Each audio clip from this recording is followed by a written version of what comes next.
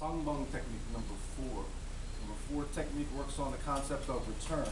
Return is anywhere off the body, changing the direction of the stick. We talked about that in number 3. Number 4 technique works on downward striking.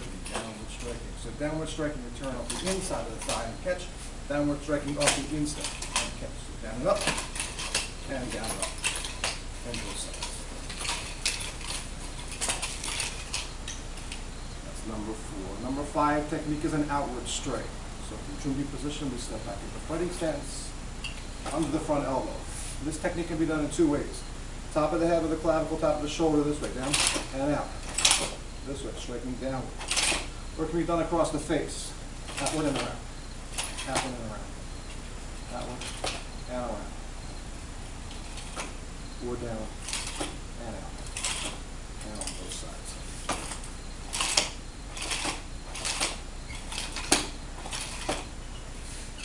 Number 5 technique. Number 6 technique works on a couple different things. We call this around the head and around the neck. Let's work on around the neck first. Usually from this position, we have to be careful with the stick, obviously hitting ourselves in the head. So we put our hand there first. We go over the elbow, not underneath. It makes it more difficult. So from this position, we're working on striking across the face, this way. From here, we bring the hand up, across the face, and catch behind. So from here, strike and catch. Strike and catch. Sometimes for this drill, we do an outward strike, and bring it back around, strike, and back around.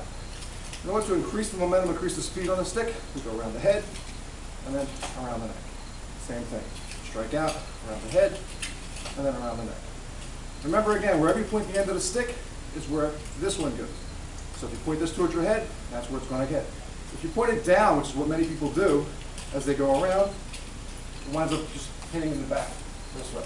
So when you get to the back, you got to bring it, and use the wrist, bring it up in order to catch around the neck. That's number 6. Number 7, we call it don't drop. In this position, we usually choke down on the stick a little bit, turn it over, catch it in the same hand, catch it in the opposite hand, and then catch it in the same hand again. That just works on basic coordination, changing the stick, changing the position. Sometimes there's a variation on this technique. You also put one finger on top, holding the stick this way. You put the index finger on top. You bring the stick up, catch with the thumb, and then alternate again. So you can just catch and catch. And that's a variation on number 7. Number 8 technique works on another outward strike, but this time we slide out from fighting stance. So from chumbi position, we step back into fighting stance from this position. This time we're going to bring the stick down to the hip. In this position, we are basically in a back stance. We're going to slide out to front stance, keeping our shoulder within our elbow. We're not going to slide out to here. So from this position, we're catching here, returning at the hip. Strike out and catch. Strike out and catch.